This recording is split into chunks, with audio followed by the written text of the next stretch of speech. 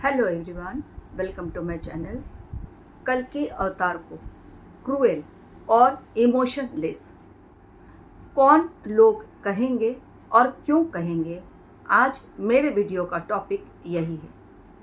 कल के अवतार सबसे पहले इस बात को समझ लीजिए, न्याय करने के लिए इस युग में आए हैं और ये युग अंतिम युग है। और इसके बाद सत्य युग यानी वो स्वर्णिम सतयुग जहाँ पर कि डिवाइन पावर का बोलबाला रहता है, उसकी स्थापना कल के अवतार के हाथों होने वाली है। तो जब वो अपना फैसला लेंगे, उसमें कुछ कठोर फैसले भी उन्हें लेने होंगे और यही कठोर फैसला लोगों को पसंद नहीं आएगा, क्योंकि जिस प्रकार एक जज जब फैसला लेता है, किसी भी कोर्ट का जज हो, और अंत में सुप्रीम कोर्ट जो सबसे बड़ा कोर्ट होता है, वहाँ पर किसी भी अपराधी की गुहार सुनने से पहले और सुनने के बाद जज अपना निर्णय तब लेता है जब उसके सामने सारे सबूत हों। उन सबूतों की तथ्यता, उसकी रियलिटी सबसे पहले उसकी जांच की जाती है और यदि जज के टीम को लगे, जज को लगे, उस पैनल को लगे, सुप्रीम कोर्ट जो कि अंतिम कोर्ट है, इसके बाद और किसी कोर्ट में सुनवाई नहीं, फिर जज उन सबूतों के आधार पर अपना फैसला सुना देते हैं। चूंकि ये कलयुग अंतिम युग है, यहीं पर सभी के पाप और पुण्य का हिसाब किताब होने वाला है। तो सॉफ्ट कॉर्नर लेकर या ऐसे लोग जिनके पुण्य कम है और पाप ज़्यादा हैं, जिन्होंने अपने कर्तव्यों के साथ खिलवाड़ किया है और इस प्रकृति के नियमों के खिलाफ जाकर कार्य किया है, ऐसे लोगों के विरुद्ध कल की अवतार का जस्टिस थोड़ा कठोर होगा। थोड़ा नहीं बल्कि बहुत कठोर होगा। और यही कठोर निर्णय जब उस व्यक्ति के सामने आएंगे तो उसे ऐसा लगेगा, ऐसा तो मैंने कुछ किया ही नहीं। कैसे इन कठोर चीज़ों को जो आज लोग कह रहे हैं कि कल की अवतार आए हैं तो मेरे साथ ऐसा क्यों हो रहा है, यानी उनको समझ ही नहीं आएगा कि वास्तव में उनके कर्मों को जो दंडित किया जा रहा है, उनके कर्मों की जो सज़ा उन्हें दी जा रही है, आखिर कितने गलत और कितने भयंकर काम उन्होंने इस युग में किए। और इसके अलावा हो सकता है उन आत्माओं का पिछले जन्मों का भी कुछ हिसाब किताब बाकी हो, जिसे पूर्ण करने के लिए कल की अवतार को उस इंसान के खिलाफ, उस जीव के खिलाफ कुछ कठोर निर्णय लेने पड़े। और जब जस्टिस देने के टाइम कल की अवतार बहुत ही ईमानदार रहेंगे, उनकी यही ईमानदारी लोगों की समझ के परे होगी।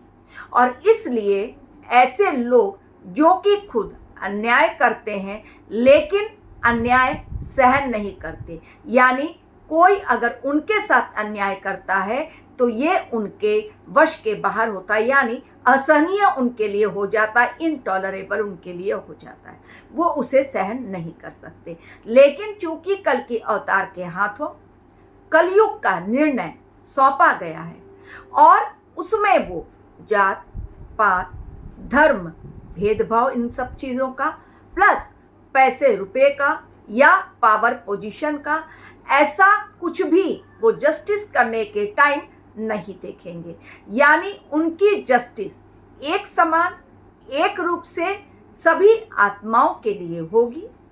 जिसके जैसे कर्म उसके अकॉर्डिंग उसकी सज़ा या उसे पुरस्कृत भी किया जाएगा। हर इंसान आज पापी है।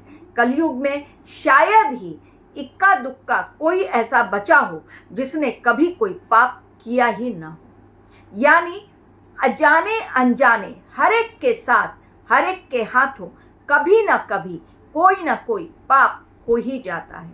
उसकी जानकारी भले उसे नहीं होती है। मान लीजिए हमने किसी से कोई शब्द कहा, कोई वाक्य कहा, या 24 आवर्स के अंदर हम जिनके साथ कम्युनिकेट कर रहे हैं, हमारे नॉलेज में हमने उनके साथ बहुत अच्छा बिहेव किया, लेकिन अनजाने रूप से ही हो सकता है हमारी कोई बात सामने वाले को बुरी लग जाए। ये भी एक पाप है, ये भी एक गलत कार्य है, क्योंकि हमने अनजाने में ही सही लेकिन अपने शब्दों के द्वारा सामने वाले को ठेस पहुंचाई है। तो हमें तो नहीं पता, लेकिन सामने वाला दुखी हुआ और ये बात ऊपर तक पहुंच गई और मेरे खाते में जुड़ गई, तो हमें उसका भी भुगतान करना पड़ेगा। यानी जैसा बोओगे वैसा काटोगे, यही जस्टिस लेके और इसी नियम को लेके कल की अवतार भी जज के रोल में जस्टिस करेंगे, जिस प्रकार की एक कोर्ट का जज करता है। यानी उसके सामने सबूत रहते हैं और हमारे ही कर्मों के सबूत कल की अवतार के सामने हैं। बही खाता खुल चुका है, हर एक के साथ न्याय और अन्याय चल रहा है। कुछ लोग कल की अवतार अन्याय नहीं करेंगे, वो सभी के साथ न्याय करेंगे, लेकिन उन्हें अन्यायी, दुराचारी वही लोग कहेंगे, वही लोग उन्हें कहेंगे क्रूएल, क्रूरतापूर्वक कल की अवतार न्याय कर रहे हैं, उनके अंदर कोई भावनाएं नहीं है, वो भावनाओं से परे हैं। ऐसा उन्हीं लोगों का कथन होगा जिन लोगों को उनकी सज़ा मिलेगी। यानी उन्होंने तो दूसरे के साथ बहुत बुरे कर्म किए, लेकिन जब उन्हें सहन करने की बारी आई तब उन्होंने हाहाकार मचा दिया। तो कल की अवतार को भी ऐसे बुरे लोगों का सामना करना पड़ेगा, बुरी बातें सुननी पड़ेगी, अन्यायी अत्याचारी उन्हें भी कहा जाएगा, लेकिन वो न्याय करते समय बहुत ही स्ट्रिक्ट रहेंगे। कहीं उनके अंदर कोई इमोशन नहीं रहेगी। उन्हें चाहे कोई जितना भी पुकार ले, जितना भी उनकी गुहार लगा ले, जितनी भी उनके प्रेयर कर ले, उनके मंत्रों का जाप कर ले, लेकिन वो पिघलने वाले नहीं हैं। क्योंकि न्याय के देवता जिस प्रकार शनि भगवान न्याय करते हैं और कर्मों का फल देते हैं, उसी प्रकार कल के अवतार भी अपने मिशन के तहत हर एक भक्त हो या उनका भक्त ना भी हो, लेकिन उनके कर्मों को उन्हीं कर्मों के तराजू पे वो तौलेंगे, न्याय के तराजू पर तौलेंगे, और पाप और पुण्य का पलड़ा जैसा होगा, जिस तरफ झुकेगा, उसी के अकॉर्डिंग उनका जो न्याय है वो निर्धारित किया जाएगा। तो एक पापी, एक विधर्मी जिसने कि सारे जन्म पाप कर लिए और अंत में वो सोचेगा कि मैं कल की अवतार का नाम ले लूं, मैं कीर्तन भजन कर लूं, मैं उनके मंत्रों का जाप कर लूं और मैंने कह दूं हे ईश्वर, हे कल की अवतार मुझे बचा लो, तो क्या वो ऐसे इंसान कल की अवतार को खुश कर पाएंगे? बिल्कुल नहीं। अपने दिमाग से भी निकाल दीजिए। भले ही आप उनका नाम ना लें, लेकिन यदि आपके कर्म सच्चे हैं तो डेफिनेटली आपको भी उनकी तरफ से कोई कठोर सज़ा नहीं दी जाएगी। ऐसी सज़ा दी जाएगी जिसमें कि आप उसे भुगत भी सकें और उसे सहन भी कर सकें। आपके लिए कोई कठोर सज़ा नहीं निर्धारित की जाएगी। तो मैंने आज अपने वीडियो में आपको बताया कि कौन लोग उनके खिलाफ होंगे और कौन उनको क्रूएल और इमोशनलेस कहेगा। क्योंकि इमोशनल यदि वो हुए तो इमोशनल होने के साथ फिर वो सज़ा नहीं दे पाएंगे, फिर वो न्याय नहीं कर पाएंगे। क्योंकि न्यायाधीश की कुर्सी पर यदि कल की अवतार हैं तो न्यायाधीश को इमोशन से नहीं चलने की इजाज़त होती है।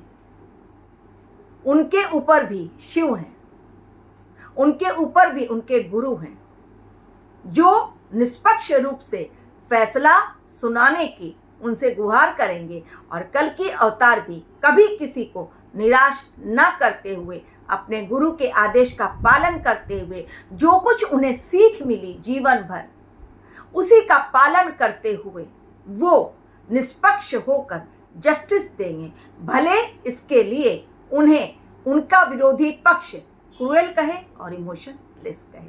Thank you very much for watching my video.